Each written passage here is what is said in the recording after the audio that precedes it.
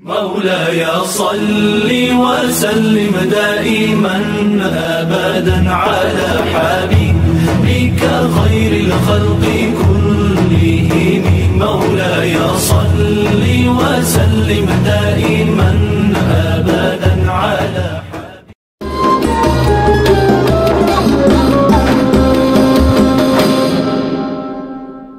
Assalamualaikum warahmatullahi wabarakatuh. Selamat datang teman-teman di podcast Ramadan Fakultas Usuluddin dan Filsafat. Bersama saya host Taskia dan bersama saya narasumber yang luar biasa, Bapak Umam. Nah teman-teman, kali ini kita akan podcast dengan topik atau tema yang cukup menarik ya, yaitu makhluk ibadah teman-teman. Jadi untuk selanjutnya langsung saja kita tanyakan beberapa pertanyaan kepada Bapak Umam. Tapi sebelum itu, Bapak Umam, apakah kabar hari ini baik, Bapak? Alhamdulillah. Assalamualaikum warahmatullahi wabarakatuh. Baik. Baik. Mungkin langsung aja ya teman-teman ya. Gimana sih atau apa sih yang dimaksud dengan manusia adalah makhluk ibadah? Kita akan lebih mendalami dan menyelami apalagi itu dalam perspektif Islam. Dan apa sih Bapak makna dasar dari konsep manusia sebagai makhluk ibadah itu? Jadi ibadah itu kan terminologi yang diambil dari Islam. Jadi makanya ini ayat yang sangat terkenal, Az-Zariyat 56. Bismillahirrahmanirrahim. Wa ma khalaqtul jinna wal insa illa liya'budun.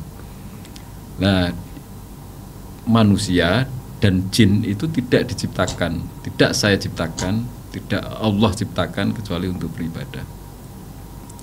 Jadi terminologi ibadah itu memang dari Islam. Cuman kemudian ini diserap ya dari leksikal Arab ini, dari kamus bahasa Arab ini kemudian diserap di beberapa pengertian. Termasuk misalnya menjadi, kalau di kita di Indonesia menjadi pengabdian. Okay. Jadi sebetulnya ibadah itu semacam asas paling dasar. Makanya bahkan kalau para ahli tafsir memahami ini, kenapa kok saya tidak menciptakan, misalnya Allah berfirman, saya tidak menciptakan muslim ya. Muslim itu bisa dari manusia atau jin untuk beribadah, tapi saya tidak menciptakan manusia dan jin. Bahkan sebelum Islam pun memang seluruh penciptaan ini hakikatnya adalah untuk ibadah. Okay. Nah, yang terpenting sebetulnya adalah pengertian ibadah itu sendiri. Ibadah itu kalau di abdun itu diterjemahkan dalam bahasa Indonesia bisa berarti hamba. Kalau lebih berani lagi bisa diterjemahkan sebagai budak atau ketundukan yang luar biasa pada sesuatu. Sesuatu ini di beberapa tafsir arahnya adalah untuk semata-mata beribadah pada Allah, mengesahkan Allah, mentauhidkan Allah, menghamba pada Allah ya. Jadi itu gitu. Jadi begitu kira-kira Mbak Taskia. Jadi menurut saya konsep ibadah ini adalah konsep yang paling mendasar. Okay. Jadi kalau misalnya kita nanti ada di dalam Islam itu ada syariat yang lain, mesti tidak keluar dari ibadah. Oke, semua berkaitan dengan ibadah. Selalu ya? Ibadah. Dan penghambaannya kepada Allah, seperti itu. Iya. Baik, kemudian selanjutnya nih teman-teman, apakah ibadah itu hanya sebatas pada ritual agama saja? Dan apakah setiap aspek kehidupan manusia itu dapat dianggap sebagai ibadah itu sendiri? Ya. Karena tadi seperti yang Bapak jelaskan ya, kita tuh selalu berkaitan dengan yang namanya ibadah gitu, seperti itu. Ini pertanyaan yang juga sangat populer. Iya. Ayat tadi itu ayat yang sangat populer, yang sangat umum. Kemudian pertanyaan ini juga yang paling umum juga di antara beberapa pertanyaan-pertanyaan keagamaan.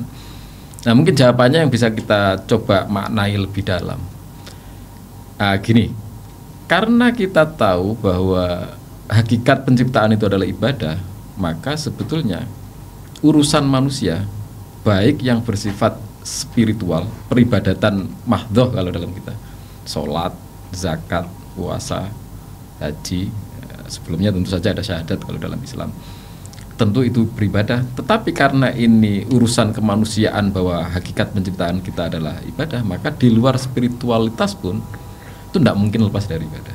Oke. Nah, makanya dulu ulama-ulama dulu itu menasihati kita selalu untuk seluruhnya kegiatan di luar ibadah-ibadah yang khusus yang tadi kita sebutkan, rukun Islam misalnya, itu tentu juga Ibadah. harus bernilai ibadah. Betul. Karena bagian dari ketundukan kita untuk mengesahkan Allah. Gak mungkin kan kita sholat yang misalnya sholat itu kenapa kok gerakannya fokus menunduk, kita satu titik pandangan ke tempat sujud kita misalnya gitu. Itu kan karena memang kita ya di saat itu kita benar-benar menghamba, tunduk pada Allah. Tetapi tidak boleh kemudian setelah salam kita nggak sholat, kita bergaul di tengah masyarakat, kemudian ketundukan kita itu hilang. Nah itu tidak konsisten. Sering terjadi Bapak. Sering ya? terjadi. Karena ibadah itu selalu konsisten itu. Mestinya tadi. konsisten. Nah, biasanya orang yang lupa itu berarti ya, dia atau siapapun lah kita itu juga terjadi pada saya, pada kami, pada kita semua. Betul, ya, betul. untuk lupa bahwa kita itu makhluk ibadah. Jadi tunduk itu mestinya tidak hanya di dalam sholat, tapi di luar sholat juga harus tunduk pada Allah.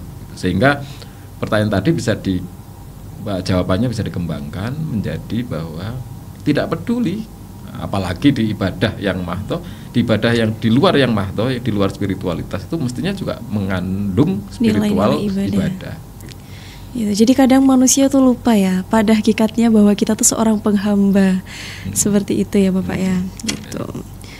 Jadi harus tetap konsisten dalam beribadah itu tadi dimanapun. Dan dalam konteks filsafat Islam ini Bapak, apakah ibadah itu tadi dapat dianggap sebagai suatu bentuk pencapaian dari kebahagiaan manusia? Ini juga pertanyaan, ini nggak terlalu populer tapi menarik menurut saya.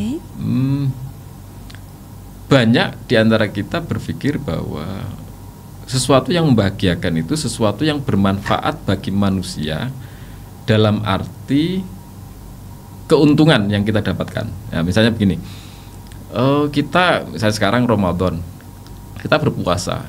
Kebahagiaan itu saat kita mendapat pahala saat berhasil berpuasa. Nah, menurut saya itu juga pemahaman yang harus kita diskusikan,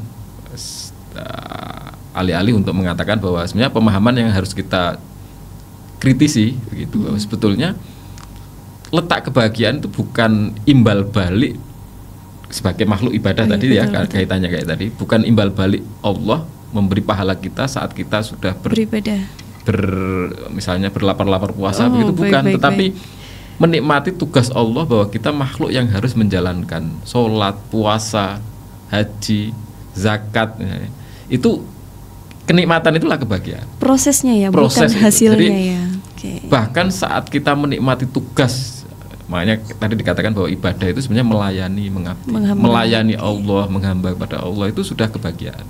Apalagi dapat tadi itu. Makanya itu bonusnya ya. Bonusnya, dan menurut saya kita harus agak kritis memahami bahwa sebetulnya jika kita sudah di level menjalankan tugas itu membahagiakan, ini sudah sebenarnya nggak terlalu dihitung. Gitu. Cuman kan banyak kemudian kita dimotivasi bahwa berpuasalah karena nanti kamu akan lebih sehat. Menurut kita sehat atau tidak sehat? Menikmati puasa ini sudah menyehatkan karena itu, aduh, alhamdulillah saya sudah dikasih kepercayaan Allah untuk menjalankan ini. Saya masih dikasih kesehatan untuk menikmati bisa puasa, menikmati tugas dari Allah untuk berpuasa. Ya, benar-benar seperti itu. Nah, kemudian Bapak, bagaimana sih sebenarnya konsep ibadah dalam filsafat Islam? Kita masuk ke pendekatan filsafat nih ya. Dan bagaimana mengatasi dualisme antara spiritualitas dan materialitas dalam kehidupan manusia itu sendiri, Bapak? Ya. Ini yang tadi mungkin agak berkaitan dengan awal-awal yang kita bicarakan. Sebetulnya, misalnya dulu di dalam filsafat Barat itu ada satu slogan atau dalil yang sangat terkenal dari René Descartes, seorang filosof Prancis itu, cogito ergo sum.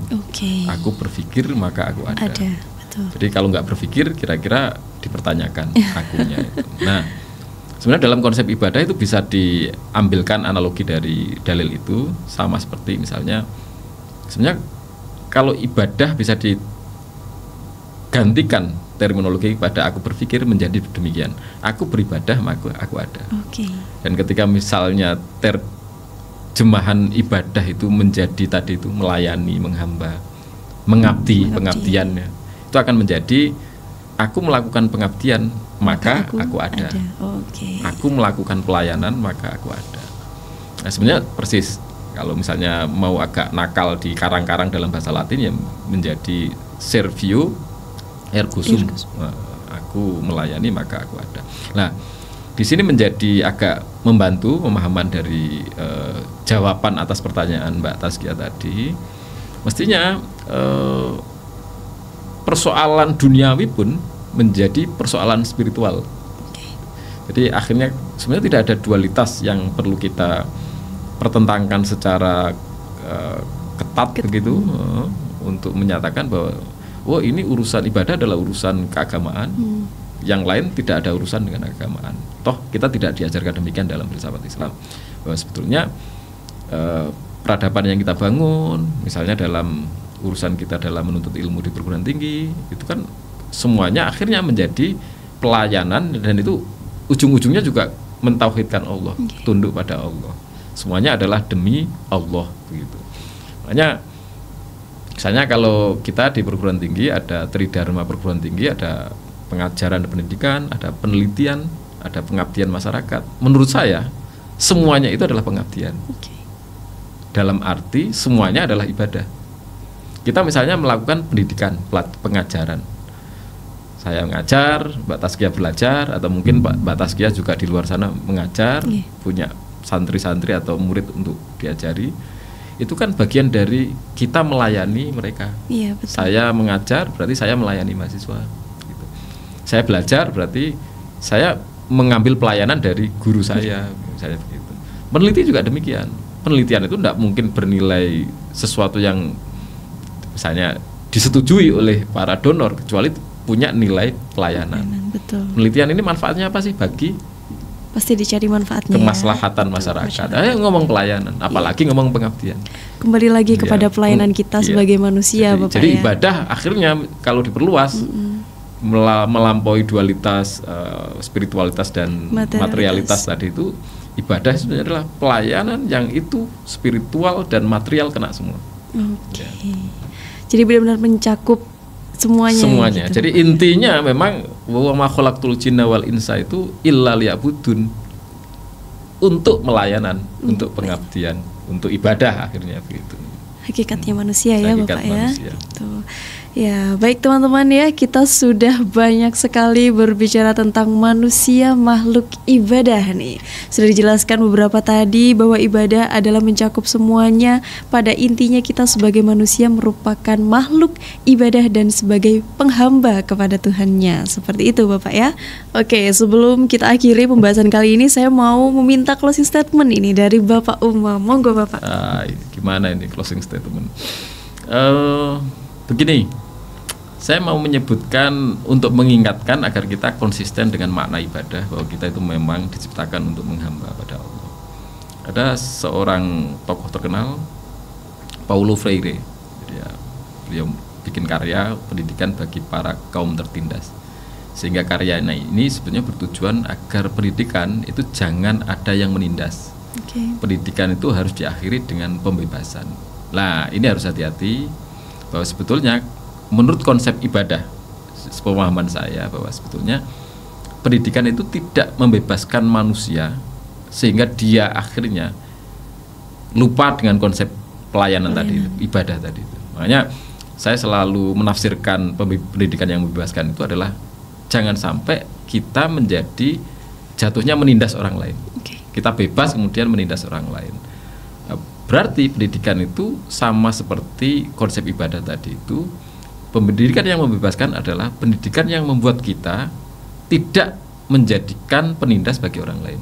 Pendidikan yang membuat kita membebaskan orang lain yang kita didik. Misalnya kalau guru berarti melayani, membuat siswa-siswanya bebas, terlayani, dapat berpikir dengan bebas. Jadi siswa pun nanti akan diajarkan bahwa misalnya nanti dia itu hamba. Hamba juga. Jadi kalau berhubungan dengan orang lain bukan sifatnya meminta pelayanan dari orang, tapi berlomba-lomba untuk melayani orang, biar orang lain bebas dari perilaku sewenang-wenang kita. Karena hamba nggak boleh sewenang-wenang. Hamba itu ya tadi itu harus sadar diri, melayani. Jadi hamba itu melayani. Sehingga ketika kita paham dengan pemahaman ini, semuanya akan selesai. Nggak mungkin stres orang itu, karena hamba mau ngapain hamba? Betul. Menghamba itu mau ngapain sih? Nggak ada itu. Target kita pelayanan. Jadi kerugian kita kalau kita tidak bisa melayani itu baru kita mungkin stres, tapi kan jarang orang gitu. Mungkin itu bukan closing statement tambah panjang ini ya. Mungkin itu aja agar kita tidak lupa bahwa hakikat penciptaan kita adalah hamba. Ibadah, hamba, melayani, mengabdi. Oke, baik, luar biasa sekali ya teman-teman ya, closing statement dan penyampaian beberapa topik dari Bapak Umam tadi mengenai manusia merupakan makhluk ibadah. Baik, mungkin cukup sekian untuk hari ini podcast kita di bulan Ramadan. Terima kasih. Wassalamualaikum warahmatullahi wabarakatuh. Sampai berjumpa.